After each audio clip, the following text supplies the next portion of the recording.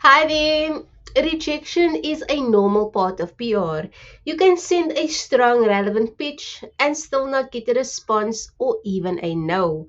But here's what separates experienced PR professionals from beginners. It's not avoiding rejection, it's how you handle it.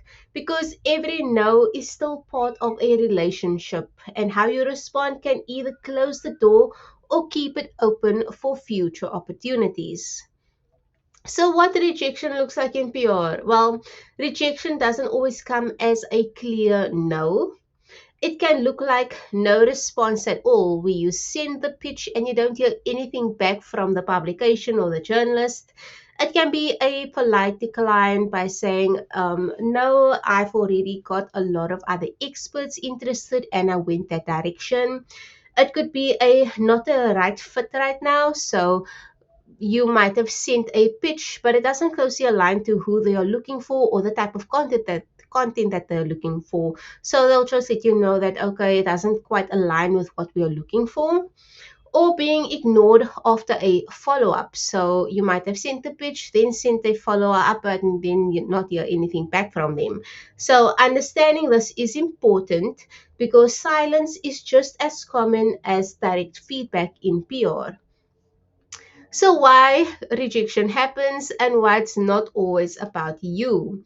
So, there are many reasons a pitch might not get accepted. Firstly, the timing isn't right, the story just doesn't fit the editorial angle. The journalist already has enough sources because remember, you are competing against multiple other experts who are pitching as well. So, they might have gone with a few of those experts. And then also the topic is being covered elsewhere. Even strong pitches gets rejected. It's not always a reflection of quality, often it's just context.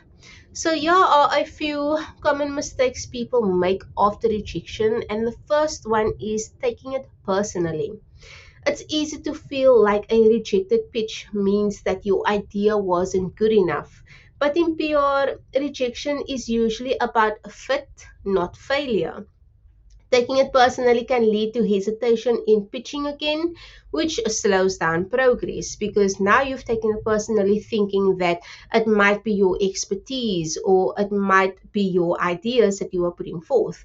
So that will hinder your progress because now you will hesitate to reach out to anyone because now you are questioning that. So you should not take it personally. Then over following up. Some people respond to rejection or silence by sending multiple follow ups too quickly. Multiple could be, let's say, 3 to 4 follow ups within a span of a week. This can feel pushy and it creates pressure where there doesn't need to be any. Instead of improving your pitches, it often has the opposite effect.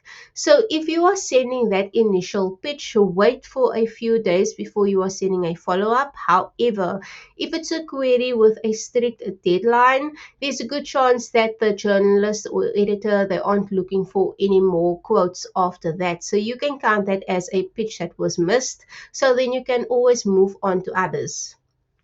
Then burning the relationship. Replying defensively, questioning the decision, or trying to convince the journalist can damage trust. Even if it feels justified in the moment, it really leads to a better outcome. So pure relationships are long term. One reaction can shape future interactions. And then giving up on that contact entirely. So one rejection doesn't mean that the journalist will never work with you again. But many people remove contacts too quickly after a single no. So that closes doors that could have opened later with a better aligned story. So if you've got this media list or you have a contact list and a journalist rejects it, there's no need to remove that contact entirely. There are always future opportunities. So, how PR professionals handle rejection differently? Firstly, they keep it professional and simple.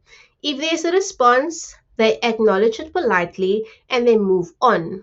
No over explaining, no pushing, just a clean, respectful interaction.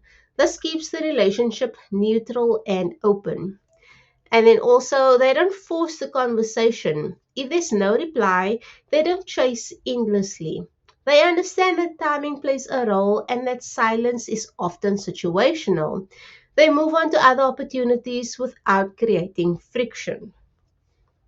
And then they learn from patterns, not single outcomes. One rejection doesn't mean much, but repeated outcomes can highlight something useful, and that's what you need to pay attention to. PR professionals look at trends over time to refine their approach. This helps improve future pitches without overreacting. So you need to look at certain patterns. If a journalist keeps rejecting a certain a story that you are sending them, then that might not be the type of content that they are looking for. So now you can take that information and then kind of just change or spin the story in a different way or provide them with different details.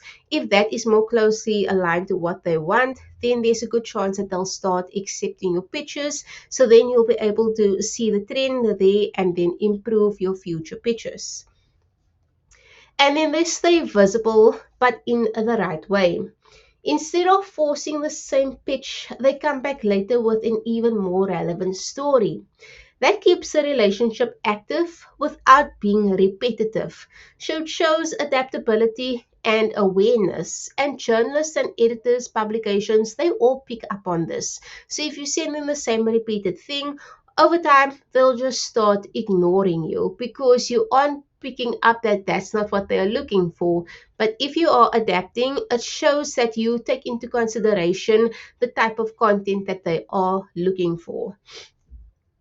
So, a better way to think about rejection. So, rejection isn't a closed door in PR, it's just a must fit at that moment.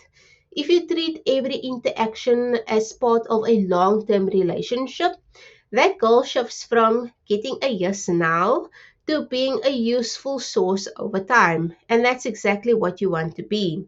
That mindset reduces pressure and it improves consistency. It also helps you stay confident even when outcomes vary. So if you get a pitch or let's say you get a response and they say, okay, this doesn't align with what we're looking for right now, then you can just say, okay, better luck next time. I'll try again when there is another opportunity. So what happens when you handle it well? So when you respond professionally to rejection, journalists are more likely to remember you positively. Future pitches feel easier and more natural because now you are starting to build that relationship with them. You build a reputation as someone reliable and respectful. And over time, that's what leads to repeat opportunities.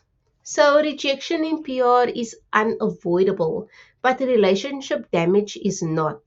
The way you respond matters just as much as the pitch itself. If you stay professional, you stay relevant, and keep showing up with the right stories, one rejection won't define your results, but your response to it might shape your future ones.